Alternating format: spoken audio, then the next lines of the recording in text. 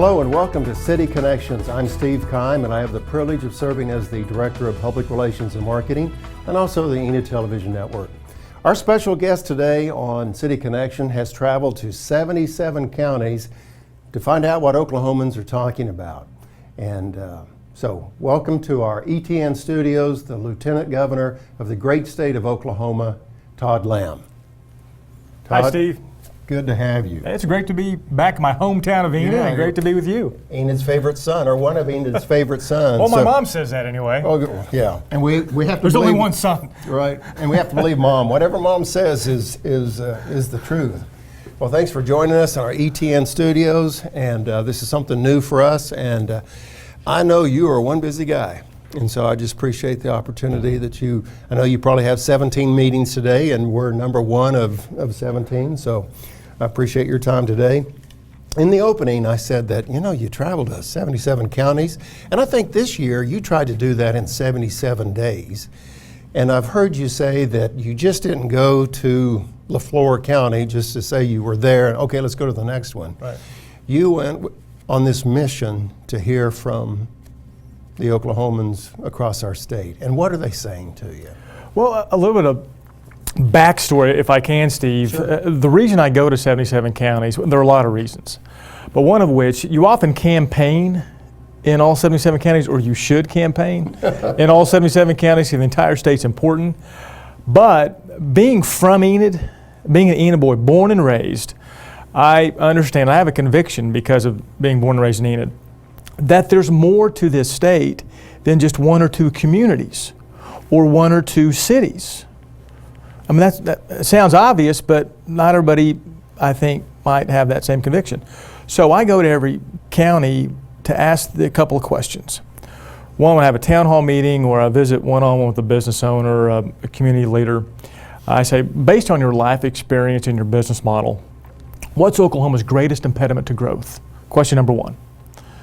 Question number two, a quick follow-up, is based on your business model and your life experience, what's your advice to me as the small business advocate to remove that impediment, remove that burden so you as a business owner can thrive and prosper, and then therefore the community thrives and prospers, and therefore the state benefits and we can keep our future generations here, et cetera, et cetera. That's why I travel around so much. And you're right, this year I hit all 77 counties in 77 days. And it was a tough task, but mission accomplished, and we heard a lot of we received a lot of good information. Well, I appreciate you sharing that, because I think individuals from time to time, they think about, what does the Lieutenant Governor do, And so you're explaining that you are definitely a listening device to Oklahomans all across the state, because it's real easy in our part of the state, northwest, southeast, to just be consumed with our part of the state and kind of forget about the northeast or the southwest. And so there's different challenges that everybody faces. Well, here we are in the summertime here in 2015. The legislature wrapped up another session. And I know as a state senator, you were involved in that process years ago.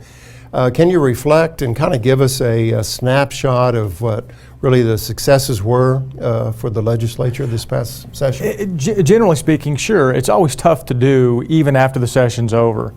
And I had an old college football coach that when we watched film on Sunday after playing the game on Saturday, Steve, he would say to us as receivers, I was a receiver years ago. I used to be fast a long time ago, But he would say these words every Sunday. Every Sunday he said, boys, after coaching the game and then watching the film, I realized the game's never as good as I thought it was. It's never as bad as I thought it was. And when I do legislative recaps, I think about what that coach said years ago. Session is similar in that it's never quite as great and it's never quite as bad as some reports indicate. So some of the highlights, we had some challenges this year of a $611.3 million budget hole. That's a significant challenge in and of itself. So the challenge was met. There was some argument discussion on whether that was, the perfect meeting of that challenge. But some highlights: no additional regulatory burdens on business, no tax hikes on individuals or business. We had a healthy discussion on some education reform, to be continued, if you will. So another session starts February of 2016, but mission accomplished this year, and we'll move on to fight another day. Another one in the books. I think individuals may lose sight of the fact when it comes to economic development here in the state of Oklahoma that tourism is a big deal. I think we have a tendency to think of maybe just oil and gas and maybe the aircraft industry and maybe agriculture, but tourism is a big deal. But overall, for Oklahoma to move forward in relationship to economic development, what do we need to do as a state? Well, first, I just want to reiterate and echo what you said. Tourism is a big deal in Oklahoma. You think about all of the industries represented in our state, represented in Enid. You know, Enid is really a microcosm of the health of Oklahoma. Oil and gas, agriculture, farming, ranching, aerospace, aviation, a lot of healthy industries.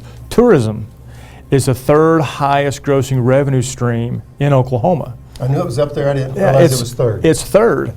And Marcy Jarrett does a great job with the CVB here in Enid, America. We've got the Cherokee Strip. There are a lot of destination places, Leonardo's. Now I started naming some I shouldn't have because somebody will be offended because I didn't name their location here in the greater Enid area. Yeah, right. But we have great destination locations, whether they're private entities or some of the public parks and resorts. So tourism is on the rise, on the increase in Oklahoma, but with some of this flooding we've had around the state, we just had a tourism meeting this week, and there's some challenges now with some of the infrastructure damage. Everybody in Oklahoma knows that you're a former football player. Not everybody knows that. But they may have not have read your entire bio, and I think it's an impressive bio, besides the fact you're from Enid. But again, your service in the Secret Service, served as a senator, lieutenant governor, you were in the private sector for a while, so it is a very diverse resume, if you will.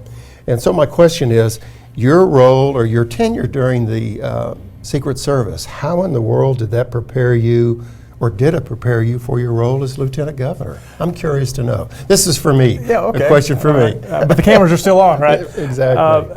The Secret Service, my Secret Service career, instilled a lot of, I think, good in me that prepared me for the future. Excuse me, does that mean that you had to check out my background before you You're even clean. You're clean, Steve. Okay. But a work ethic.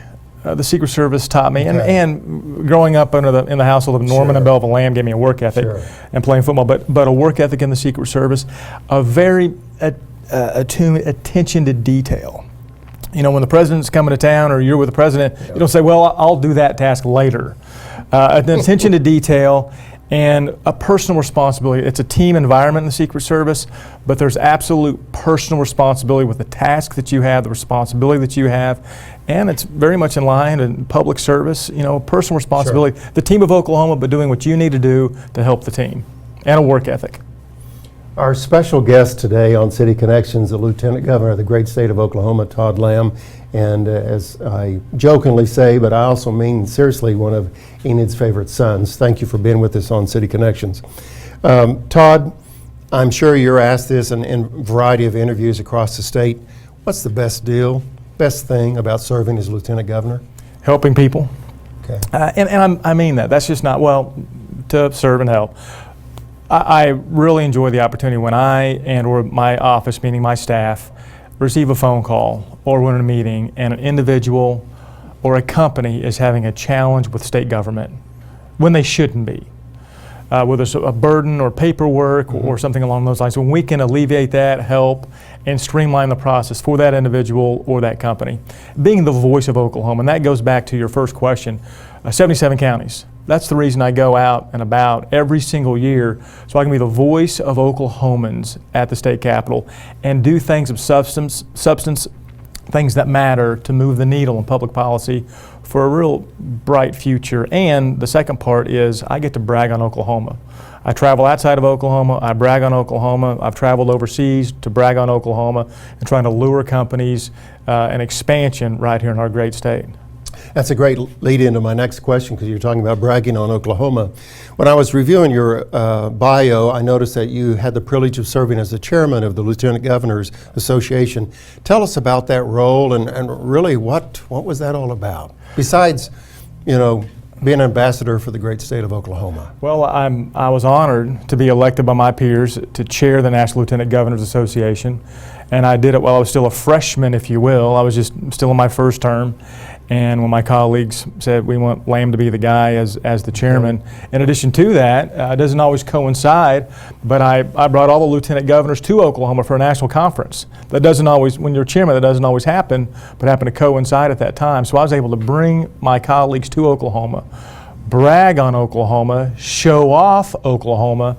But as chairman, I got to work with my colleagues all across the country, Republicans, Democrats, to talk about best practices, best policies, challenges our various states are facing, how we or how they might be tackling those challenges, and how we can really learn from each other and serve our constituents even better. Yeah.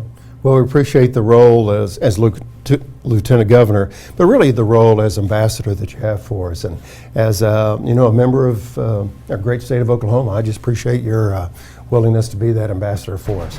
We want to say thank you for joining us on City Connections today. Our special guest is the Lieutenant Governor of Oklahoma, Todd Lamb, and we'll have more right after this.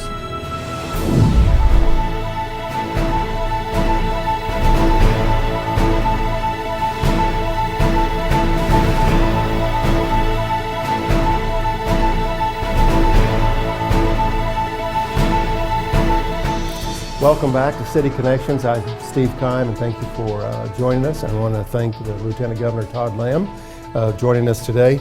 Todd, Enid, Oklahoma is near and dear to your heart, has a special place in your heart. I'm curious to know, I know the impact Perry, Oklahoma had on me in my upbringing. How about Enid for you? What role did that upbringing in Enid have on where you're at today? Well, everybody's partial, or they should be partial to their hometown. For me, there was no better place to be born and to be raised than Enid, Oklahoma, and I mean that from the bottom of my heart. I love Enid to this day. I'm so thankful my roots are in Enid, and Enid's a part of me. But here's what, now looking back in the rearview mirror, what I know Enid taught me growing up, among other things. One, I received a great education in Enid. I'm a McKinley Cardinal, 2 years at Emmanuel Christian, but McKinley Cardinal's where I finished grade school. I'm a Waller Eagle. I'm an Enid Plainsman, go Plainsman.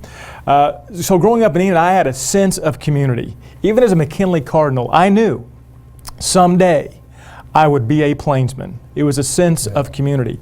Now growing up, or now looking back as I grew up, Enid taught me the importance of the military within a community, but also patriotism. Vance Air Force Base. Enid taught me the importance of the oil and gas industry, employing so many folks around Enid, Northwest Oklahoma. Enid taught me the importance of farming and ranching, the wheat capital of Oklahoma. I have received a great education, like I said, so Enid instilled in me so much. Emmanuel Baptist Church, where my family are still members to this day, where I was raised in that church, very involved in the youth group. I was saved at the age of 13. I mean, just such an impact on me. My life would have been much different had I not been born and raised in the great city of Enid. It's amazing. I've lived in different communities across of Oklahoma. When people say, well, Steve, where are you from? I always say Perry. Right. It's so automatic, and even though I was only there 17, 18 years, it's still home. It was those formative years, but where are you from? I'm from Perry. So I can relate to your answer, and I appreciate you sharing that. Todd, I realize, I believe in May, you had the opportunity to speak to the Boy State meeting or the conference, and I'm curious, why did you say to these young people at the Boy State conference? Well, I enjoy speaking to the Girl Staters every year, the Boy Staters this year. And I didn't mean to leave the girls out, I'm sorry, but I do know you. But you knew about Boy State. I mean, that's what you knew about. I did them both within back-to-back within about a week or 2 weeks. But here's what I told the Boy Staters, because you asked about that. A similar message to the Girl State. But I told the Boy Staters how special Oklahoma is.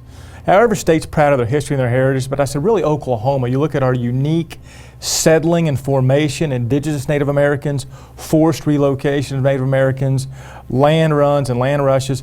It established a very diverse culture and foundation that has really developed into a strength in Oklahoma. So then I told the Boy Staters, So don't leave. Don't go anywhere. Stay in Oklahoma. You can make it all happen right here because Oklahoma is so special. And then I told him, I said, work hard the rest of your life.